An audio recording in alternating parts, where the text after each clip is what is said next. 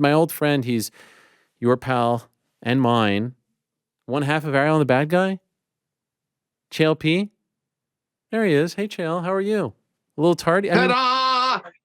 Poor Curtis. Curtis came in there. He's doing his little segment. You're doing the best he can. He knows he's got to follow Uncle Chael. You rushed him, Errol. You basically said, here's your hat. What's your hurry? And you know what? You did the right thing. Curtis, when I show up, your mouth goes silent. Glad to be here, partner. It's okay, there's a few things that we need to address off the top. I'm going to blow by the tardiness because it's very unlike you, but it's Monday and you probably were busy. Chael, I'm on vacation. I'm trying to enjoy my time with my family. And then I see I was going to report to your Twitter because I thought it was an impersonator just harassing me on Twitter. It's like, I don't know where we stand. Are we friends? Are we not friends? Are we it's just like a lot of, yeah. I am aware that it is very hard to make money and to get business discussing MMA right now. I'm aware that the leadership in certain positions have gone ahead and done everything they could do to make this one of the most boring sports to discuss. And it's been like a 5-year plan, but they're really getting there. However, as I watch you hedge your bet and try to pretend that you watch basketball, which there's no way that you do. You even extended this into darts. Now, there's 5 people in the world that know anything about darts or want to watch. So it's not like the world's biggest scam. But now you're getting into soccer as though you possibly care. Love it. It's not true. When you were on vacation, to your own point, you were right there on Twitter. You weren't over there watching a football game. I just called you out on it. I mean, it's a tough thing. You're welcome in our community. You're loved by our community. You're a 15-time journalist of the year. You're going to win it a 16th time again because the people love you. The darts people don't care. And neither do the soccer people or the football people or the basketball player. Quit the act. You're our guy. Just be our guy. It's not. And by the way, don't be afraid to go heel. The fact that there is no promoter in any promotion that has anything of interest to discuss with us, that's really not you and I's fault. I think that we should do a whole topic on that. MMA is around me. I'm looking for other things to do.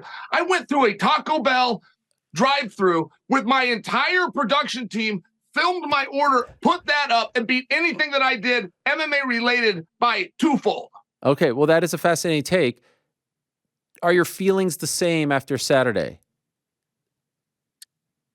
Well, no, not from my perspective. I love it. Errol, I think there's 2 stories coming out of Saturday. Number 1, of course, is that Sean Strickland's a champion of the world. But the number 2 story, and it rivals it hard, Dricus du Plessis is not the number 1 contender, will not be next for the belt, and missed a massive opportunity. I think that those two, hand in hand, are equally a fascination. Okay, let's start with Sean. I actually had a bit of deja vu watching that fight. I was back in 2010, Oakland, California, UFC 117. This felt a lot like Chael Sonnen versus Anderson Silva. The fight was different, right? Like the actual action was different. There was a lot of wrestling and takedowns and ground and pound in your fight, but it was like, holy shit, you just watched this thing round by round by round. Unfortunately, at the very last second, everything changed. It didn't happen, but I was wondering in the back of my head, are we going to see the same thing? Did that thought ever cross your mind as you were watching the fight on Saturday? I had a little bit of a different experience, Errol. I was at the Roseland Theater. I had just married. I was the minister. I had just married Brittany's brother. So my brother-in-law and Miss Kimmy got married. I leave that, and I try to put in an appropriate amount of time. There's dancing and a little after affair. I race across town. I got the whole family with me. So I got to stop at Joe's drive-thru. I got to get burgers and fries for the kids. I race then to the Roseland Theater for an amateur event of which I'm taking in and I'm hosting. And I'm also sitting there with my phone open, trying to watch Sean Strickland and Izzy. But the reason I give you all that background is I really do think this is a fascinating way to go about it because, Errol, I saw the knockdown in the first round. I saw Sean try to swarm him. There was a rule in fighting. If you go for the finish, you will not win a decision. And I really did think that was Sean using all of his energy. And Sean is not going to be able to continue if this fight doesn't get stopped. Instead, he recomposed himself. Now, I'm looking down. I got 5 other things going on, but I'm looking down at my phone over the course of the next 20 minutes, which constitutes 4 rounds. They were on the feet the whole time. They never were anywhere but the feet. So in my mind, okay, Izzy must be beating him. Izzy must have beat him 4 rounds to the 1. I got to give him the 1 because he had the knockdown. That's what I thought from not watching it closely. I had no idea that Sean not only was whipping him, he was beating him at his own game. That's amazing, Errol. That's what dreams are made of. Right. Sean would have not had this experience. He would not have had this approach. He would not have this confidence had he not taken that ass kicking from Alex Pereira. As tough as that was for him to swallow in that moment, it looked like a number 1 contendership loss. the things that he learned that I need to respect against a superior striker, it's that match is what led him to be able to do that to Adesanya on Saturday night. Can you elaborate on that? What do you mean by that? Well, Sean goes out there and you know, when I talk about Sean, I talk from a very personal standpoint because I sparred with this guy every single day. He keeps his hands down. Not where you want him. He does this with his hands. Now, you'll see this stance a lot in boxing. You've only seen it twice in MMA that's gone well. Chuck Liddell and Sean Strickland. Guys are not supposed to hold their hands like this unless you have a 16-ounce glove on that changes all the opportunities. So he then puts himself right in the fire at all times. He'll throw kicks at you at all times in stand. If you throw a kick, you got to get offline. More importantly, you throw something, the kick is the last thing to go as a distraction. Sean makes these little tiny mistakes because he likes it. He likes to dare the opponent the whole time. I dare you to hit me. I dare you to take me down. He really learned and he fought a lot smarter fight. He gained confidence as that Izzy fight went on. The strategy that his coach had laid out for him, right? And Coach Nixick even made this public, but it was to make it dirty. And that means get your hands on the guy. Old school Randy Couture, dirty boxing, have your hands on him nonstop, pushing him, chasing him down. Sean let all of that go. And even as I'm watching it, I'm going back doing my life and I'm coming back to my regular life. I knew that Sean was getting away from the game plan. I knew that somewhere in there, he put him down. He liked that feeling so much, he wanted to put him down one more time, and I thought that he was getting careless. Now, it turns out that I had all of that wrong. There's a reason that you need to watch the fight and really pay close attention if you want to give an analysis. Since I have gone back and rewatched the fight, I got to stick with that, though. Sean did throw the game plan out the window, which makes it all the more impressive. Right. Okay, so let me ask you, your thoughts going into the fight. How did you actually think this fight would play out?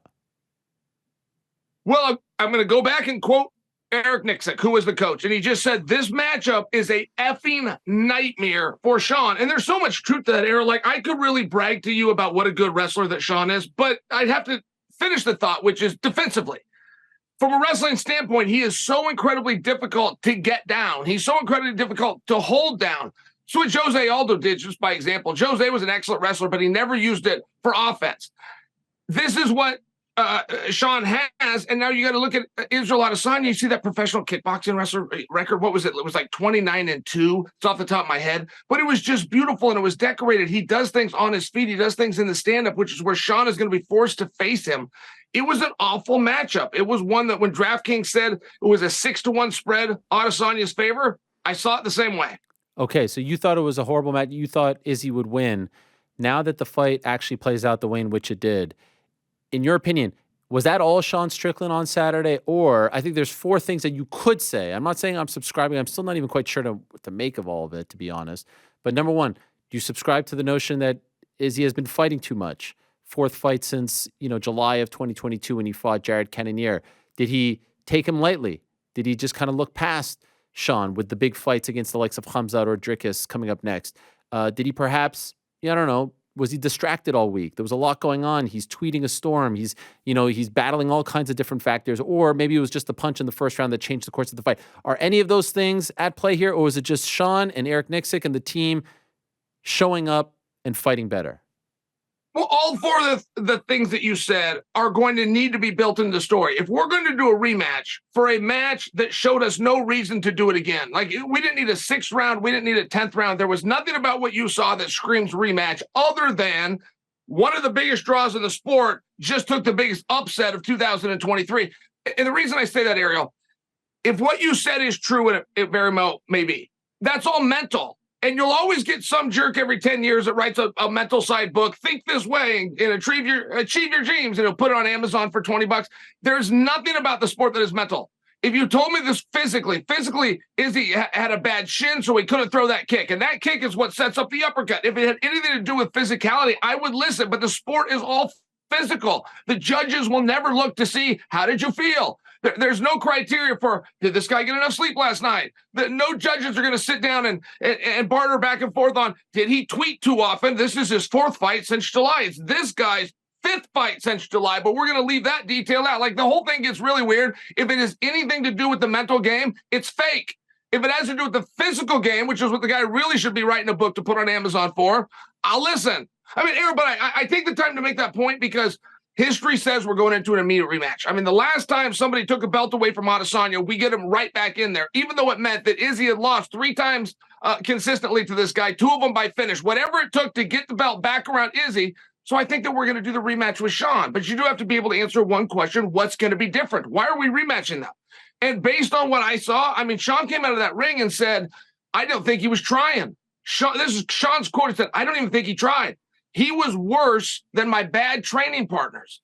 And those are the kind of things that are going to fire Israel Adesanya up. Izzy is going to want this rematch. He's going to be ready to go. He's not going to use any of those excuses that other people are trying to give him.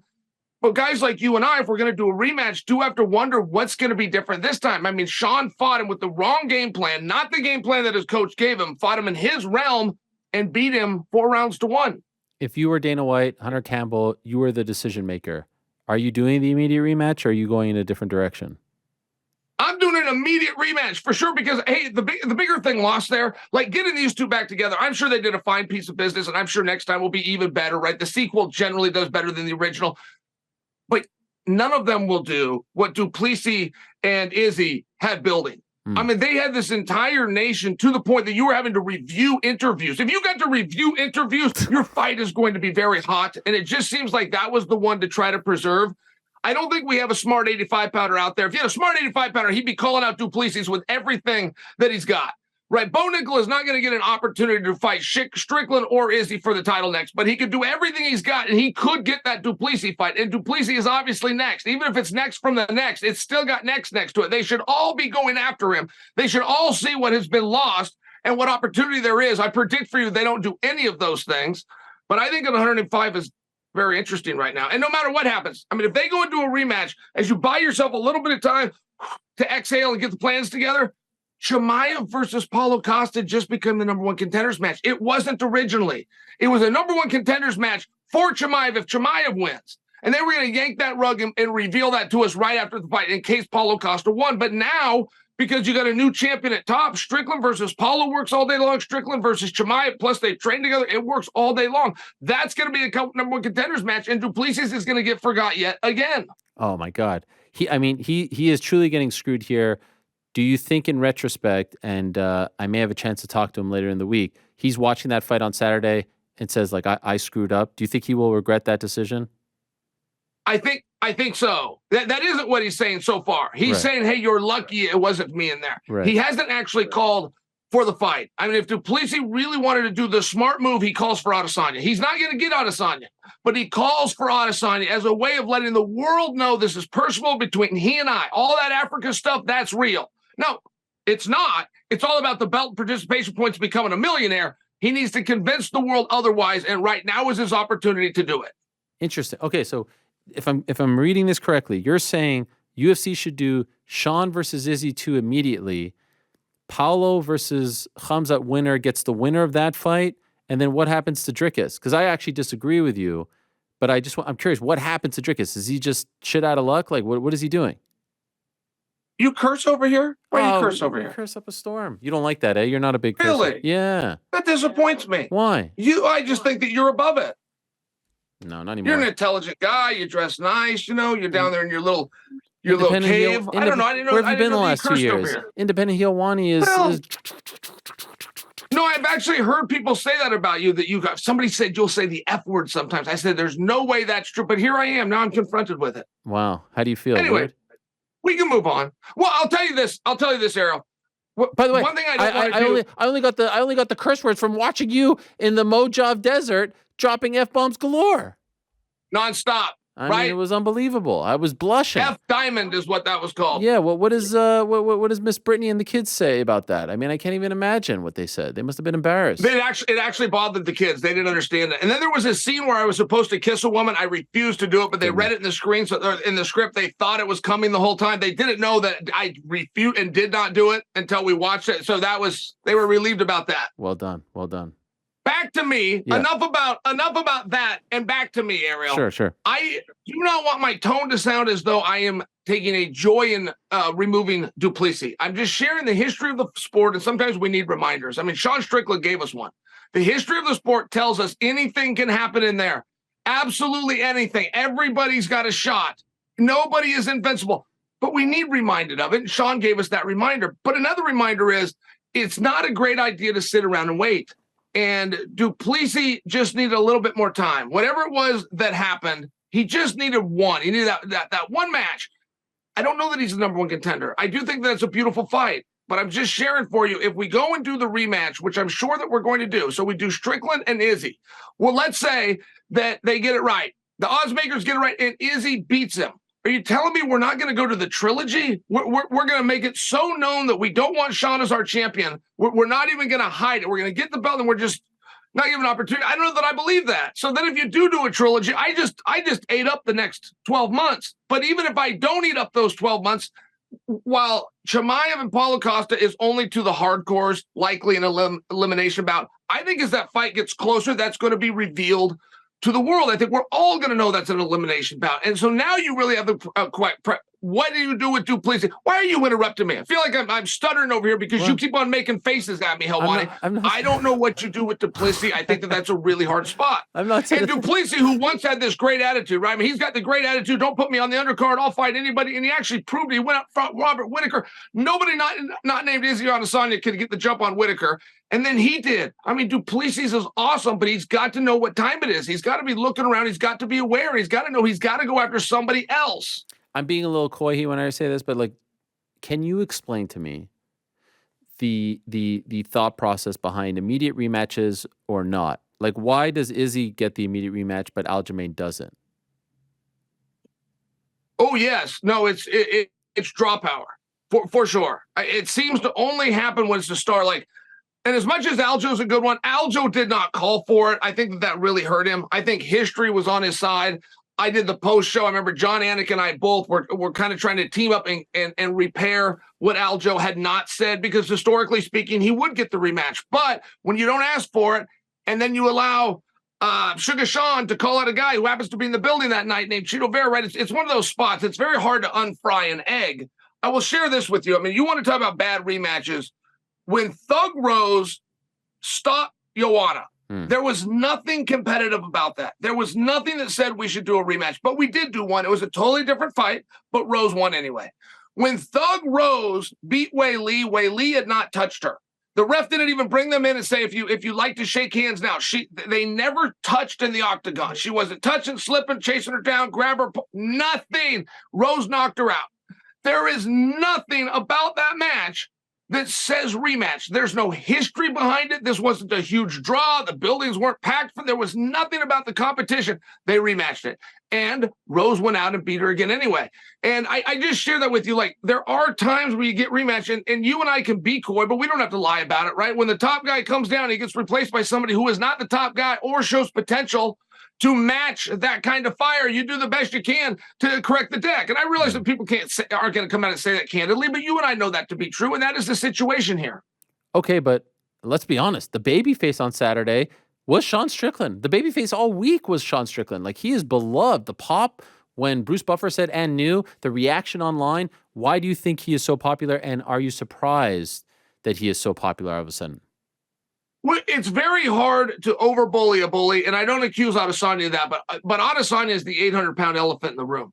I mean, he is the greatest of all time for middleweight. He's not afraid to leave middleweight. He's not afraid to go get himself into John Jones's business. He doesn't say sorry to anybody. He makes no apologies whatsoever. I'm just saying, when you have a guy like that, it's very hard to be the bad guy against that.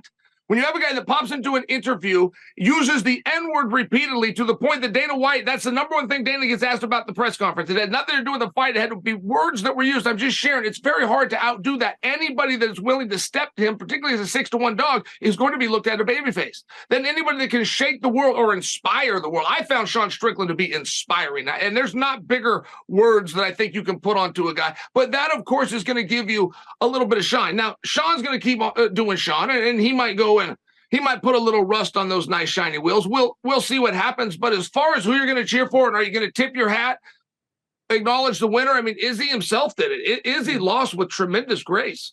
So you just said something that stuck with me there. Izzy's the greatest middleweight champion of all time, not your longtime foe Anderson Silva. You put Izzy above Anderson. Well, you have like respect factors for a lot of reasons that I would put Anderson or that other people did, but you can never get around the fact that they fought. And I think the bigger thing that frustrates me in that whole thing is they fought, but then people attempt to say Anderson wasn't in his prime. Neither was Izzy. I mean, not for nothing. You got two guys at the same time. They fight. you got to live with the result, or you're just being silly. If you're not willing to live with the result, and you've got to start bringing in prime and judges, and this happened in the night's sleep, prior to the event, like you just start to get weird. They fought head to head. Here's who won. The end. Yeah, but what about title defenses, longevity, things like that? Like comparing the Well, now you're resumes. talking about career. Yeah. Career is very different than being GOAT. Really? And I hear your point on that. I mean, whoever the greatest is, in my opinion, is whoever made the most money. But there is something, That's something when you're talking about skill, we're talking about dynamic, we're talking about who can deal with what. And hey, don't forget, and my days of putting Anderson are long behind me. That's not what this is. But don't forget, Errol, there was a big piece of the Anderson story. It was pulling teeth to get him in that ring. I mean, it was so much back and forth. I had to fly to Brazil just so Dana could meet with him. The only reason I was on that airplane and did that press conference is Dana was going to Brazil to meet with him, trying to get him to do the fight. Thought if we were face-to-face, he would agree. I'm just sharing. When you have somebody like Adesanya, now we're having an argument that he's fought too many times. There's no such thing as too many times. You have that willingness, that spirit, that attitude. Those things need to make sure you get credit for. Wow, so that infamous press conference in Brazil, he had yet to agree when you got on the plane? He had not agreed. That fight was not happening when we got on that plane. Nope. Wow. And then how did he agree? Like, were you there in the room when he said yes? No, we were separate, and I asked Dana about it, and Dana did not say much. He said, I said some nice things to him, and then I said some not so nice things to him. That was all that he said. That was it. And then, that agreement done. And then we went to the press conference. The press conference was still going to happen, but Dana did not know if he was going to announce the fight or if he was going to get there and say, I can't get the fight because of this guy. I don't know. I don't know what would have happened after that. Did you have a lot of security with you that time? Yeah, we had 4 guys, but they were like the right looking guys. Your private security, there's a look. One guy's got this scar. They don't smile much even when you make jokes. I mean, you could tell they were on the clock. This was serious. The way you're in traffic and their head is never sitting still. Their eyes are always looking. They're looking at the rear view mirror. They're looking who came behind them. They're looking at the speeds of people passing them. They were 4 intense individuals. Were you Loved nervous? having them. No. Not for a moment? I wasn't nervous. I had Miss Brittany with me, so now I've got a job. They're there to protect me, but she's mine. I'm there to protect her. But we were in a bulletproof car. I've never been in one of those before, and they gave us a breakdown before we got in. You can't really even pop the tires and talk to us about the metal and the glass, like how it became bulletproof. I didn't know any of those things. I thought that was only in the movies, but it did make us feel secure. They didn't want us in traffic jams, and there's a lot of traffic in Brazil. So they took us to a different place. We ran out, jumped in a helicopter just so we weren't sitting ducks, as they put it, in traffic. Yeah, it was intense. Wow. It was. That's actually a fun story for me to tell. It was very intense. And this is a different one, but when I did Ultimate Fighter there, so that was the press conference. But fast forward to when I did Ultimate Fighter, there's some kind of a move, like the move's actually got a name, where somebody pulls in front of you, hits your brakes, and now you have to stop, and they've got somebody behind you. It's called like the swooping, the swish and swoop, or what. Anyway, that was happening. Somebody had done all the things of this move where they then box you in, run up to your car, and rob you. And so our 2 guys start speaking in Portuguese, and Rodrigo pulls his gun. What? And Brittany was in the back sleeping. Her head's in my lap. I'm like, rubbing her face and brushing the hair out of her way as a way of soothing her. And so I don't wake her, but I'm paying attention to what's happening. And whatever bravado you think you have or that you would have in that situation, when the gun comes out and 2 guys are now speaking in Portuguese, like, things are different. You will find out just how brave you actually are in a moment like that. Wow. And how are you feeling?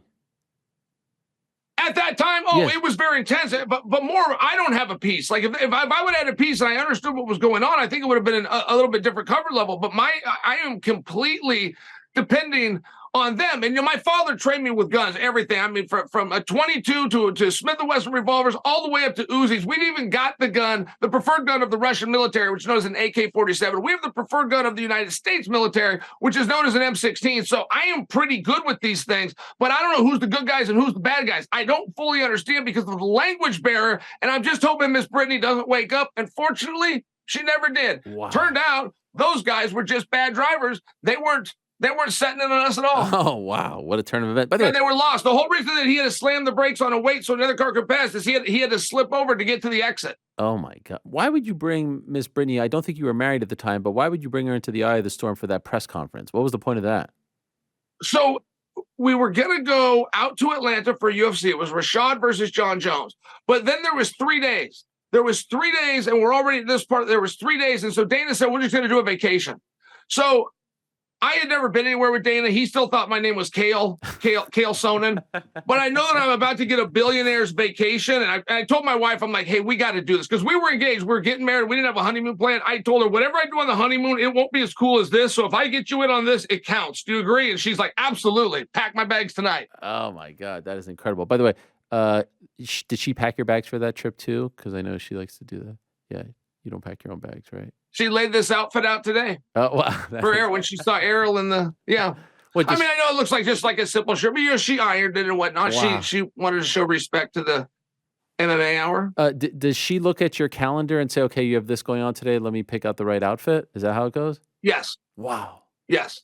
And if she doesn't know, she'll make a call. Like she'll call Leah or she'll send a text to Glenn or Cheyenne, like, yeah, try to figure out specifically what you're supposed to do. I am colorblind. I mean, that is spoiled. I'm also a very spoiled husband, but it's really helpful when you got to match ties or something like this, or I don't know what they call this, the kerchief. I don't know what they call it. That goes for pocket square. Yeah.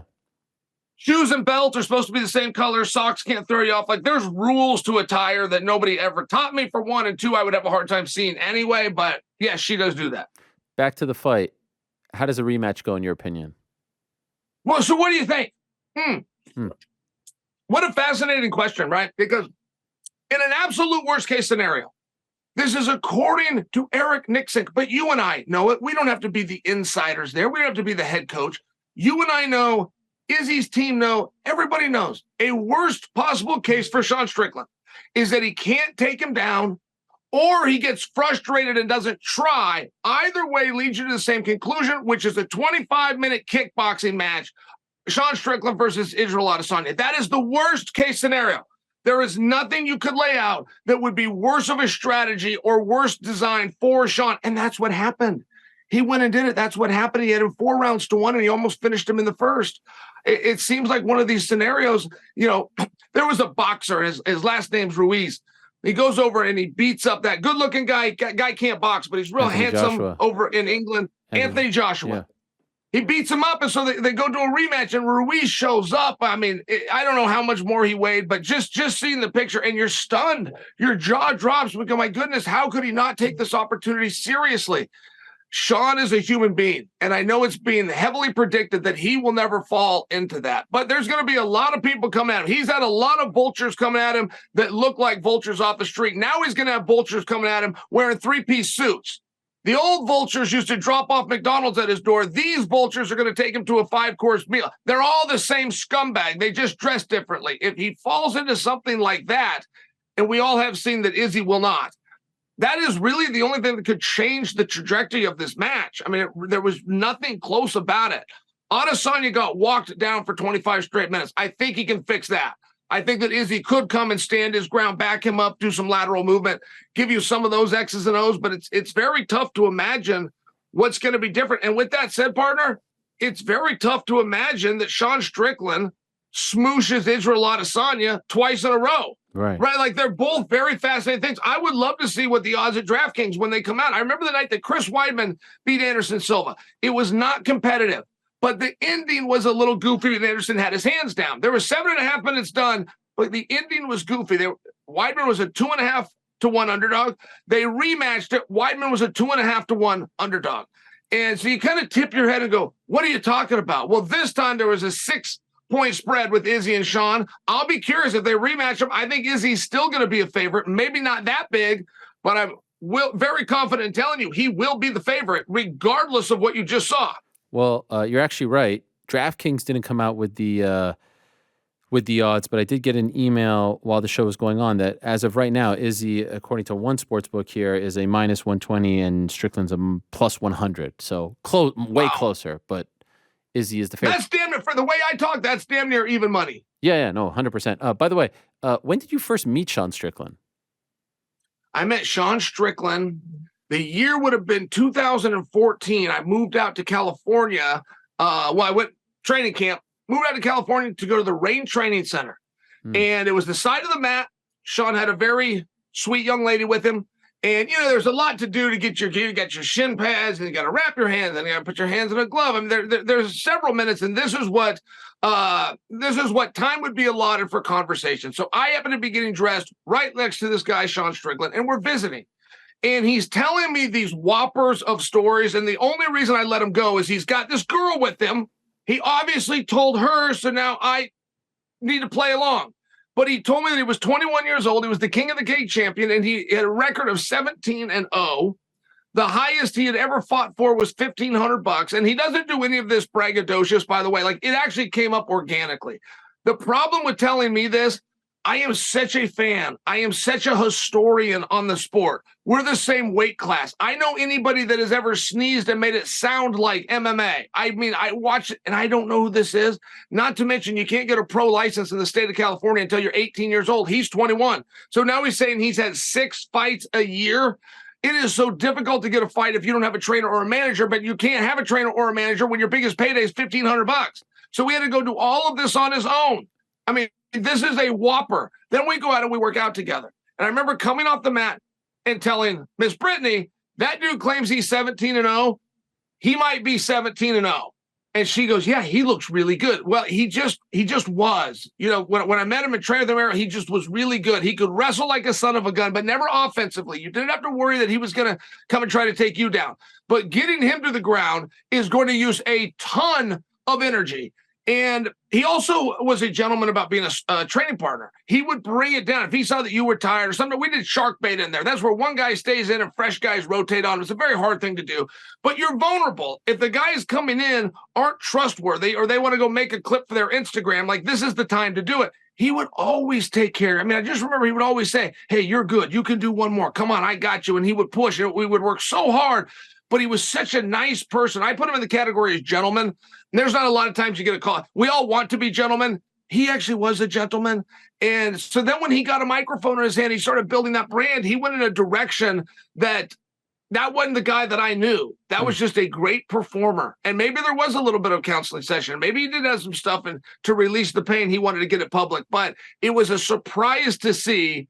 And, I could tell you, man, he's a world champion now. I'm not sure back in 2014 there was anybody that could beat him. If he was given the opportunity, I'm not sure there was anybody that could beat him.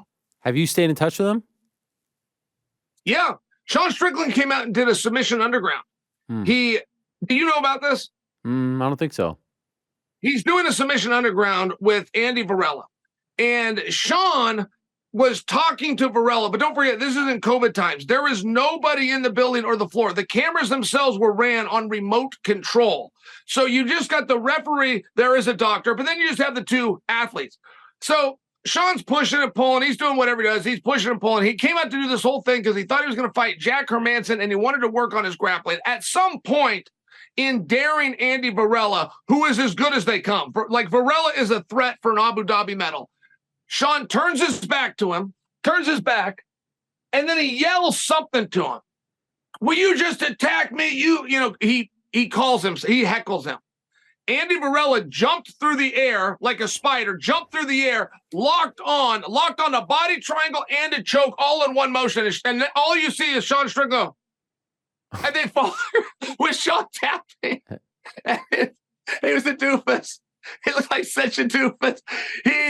He had never done grappling before like this. He must not have known who Andy Varela was. Andy Varela had done all sorts of it and has been in overtime with the best of the best. At any rate, Andy jumped. There must have been 10 feet between him, and Andy just jumps and latches on. In one motion, his legs go and his arms go, and you just watch Sean like a trip. Fall to the ground, and he tapped out.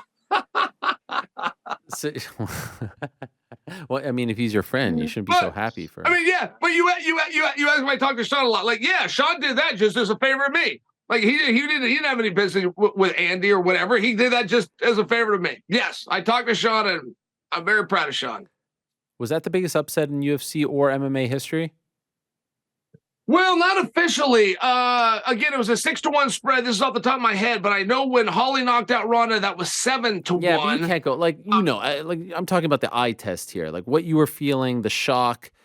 who the, you know what I mean? Like those odds are nonsense. Was that the biggest upset? I like that you said that, right? We don't have to be literal. We know what we're talking about. Yeah. I like that you just cut me off there.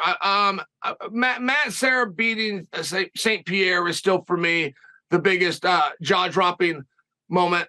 I think it's very helpful to Sean that it went to a decision. If Sean would have put him down in the first round, we know, he got lucky and it was a fluke, right? The conversation would be very different. To have a long, drawn-out battle, give another guy 25 minutes to get even with you, and he can't do it. I think that he won the right way, and it would be the biggest upset in a decade, but ever, I gotta say no. I actually feel like it is, and I'm like Mr. Serra GSP. I mean, I think GSP is the greatest of all time. That to me is the most, but like because it was 5 rounds of dominance, because of Izzy having a longer run as champion and more title defenses. Remember, GSP was a new champion at that time. So we think of GSP now, but he wasn't the GSP of today or the guy who retired in 2017. He was the GSP of 2006. It's a different guy. And Serra had been around the block, right? He had been a veteran of the sport. I just think this is way more shocking. No one saw this coming. Sean Strickland in a striking battle without a single takedown defense, beating Izzy at his own game, 5 rounds, essentially 4-1. You could give the first round a 10-8. He drops him with a 1-2, defends the whole time. I mean, not a scratch on his face. Man, I think the fact that he went 5 rounds, Chael, makes it a bigger upset than Serra's stoppage of GSP. I'm listening too. I'm listening to everything you're saying. You're convincing me. It's one of those hard things to know, right? Because it's just your own internal. How did you feel? How did I feel in this moment versus how did I feel in that moment? I knew going into this that Sean could beat him. I thought he'd have to be ugly. Steal those words from Coach Nixick. I knew he'd have to get on top, really clinch him and do something, maybe poke him in the eye a time or two. But I did know that he could do it. And I did not think Serra could beat George St. Pierre. So maybe for me, it was just more of that moment. But I love what you're saying. As far as upsets go, you don't usually see them like this, where it's a long, drawn-out battle, where you give the guy every single opportunity you ever could, including home field advantage. You give him everything, and you still take his belt away. I like what you're saying, partner. You're winning me over. Yeah, the last time I felt that way, honestly, was UFC 117, where I was like, oh my God, 2 rounds left, 1 round left. It just felt like this inevitability, and you just couldn't believe it as it was transpiring and unfolding. Unbelievable. One last thing before I let you go. Speaking of crazy upsets, we thought, why? You're having fun? I mean, I was enjoying myself a little bit. I mean, you started this whole thing by saying mean tweets that I sent to you, but you didn't give any praise to the ones I don't. Like, for example, when you misdiagnosed Rose and told the world that she had a broken finger, and I tried to correct it and say it looks dislocated to me, I never gave you a hard time about it. In fact, I never even mentioned it. Well, I don't know if did I say broken? I just said this was her hand, to be honest. Might have been other people. Aaron, what do you think? I don't have better things to do than sit around and remember what your captions on Twitter were for. I don't know. I love the visual of this, of you who still doesn't follow me after all these years, going searching. I know how you do it. You search for the dirt sheets, and then you search, and you're looking for the news, and all you're getting is a steady stream of Canada basketball tweets, soccer tweets.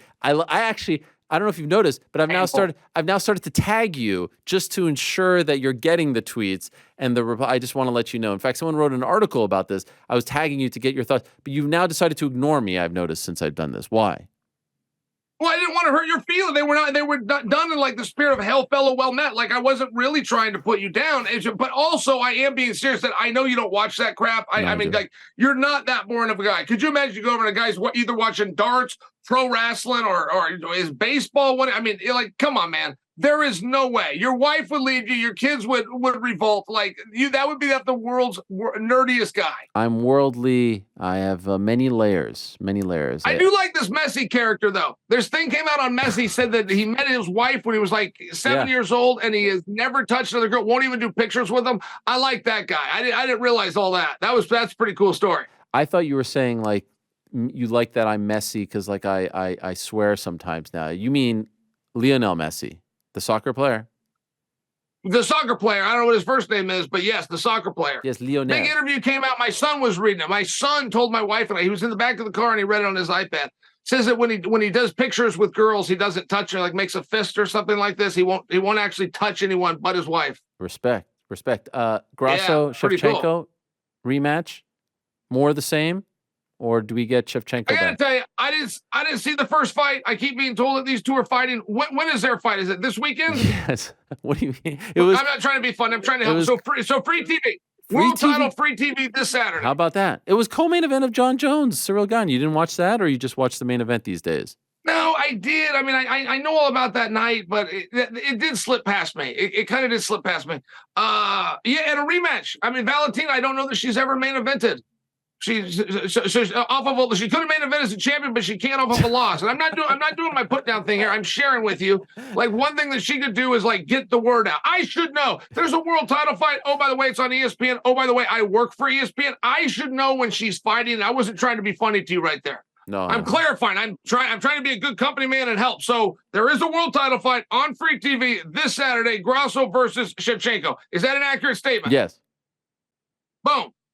Now they've told at least somebody. By the way, I got the press release that you were back. So happy to see that. I would say I was one of the few who supported you in your time of need. I was waiting for the line in the press release where it was like, oh, and the return of Aaron the back. I didn't get like, I don't know if it didn't make page one. I saw the big, but I didn't see that line. So I wasn't sure if there was like a, like a footnote or something or a page two. Do you have any information? That is one of the great missed programs. I think that was a missed opportunity. Not by you and I either. I think that was a missed opportunity. I still get people that ask me about Errol the bad guy. There's searches that are done online for Errol the bad guy. They're still looking for it. They're still hoping for it. They still got their fingers crossed. By the way, can Grasso beat her? You had made a really great point, Errol, and I started backing it up, but it's a point that I got from you. And I know you're in a hurry, by the way. I will get out right after this. But Errol, you made a point and said, don't do the immediate rematch. And you said, don't do the immediate rematch because if the bullet wins, it will essentially act like history will look back and it will you won't see the gap. And it will be as though Grasso never got it done in the first place. And I really liked that argument. A lack of 125 pounders that are compelling, a lack of 125 pounders that are willing has always kind of seemed like a problem. But here we are. And I mean, what do you think? Can Grasso beat her? I think she could do it. Yeah, I really do. And this is a much different fight, right? Like, she wasn't winning the entire fight. It was a submission. It wasn't a knockout. Usually when it's a knockout, the person who got knocked out doesn't win in the rematch. I think it's going to be a close fight, but I think she could do it. I think that unlocked something in Alexa Grasso confidence-wise that she could beat Valentina Shevchenko. And I think that there was evidence to suggest that Shevchenko was, declining a little bit, right? Some of her previous performances. Man, 125 is going to be fascinating with Blanchfield coming up and Manon Fiorot. I mean, it's now the best division in women's MMA. So I'm looking forward to it. I'm glad you are as well. You working the card for ESPN? No, I just do the pay-per-view. Oh, look at you, Mr. Pay-per-view. Yeah. Well, Chael, that did sound arrogant the way I said it, but there's no other way to say it. That's the only time I get to participate is I'll put in a call. Maybe if you want to be a part of it, I'll put in a call.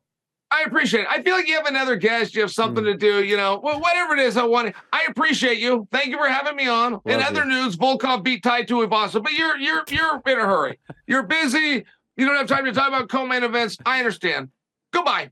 There he is. Chael Sonnen, everyone.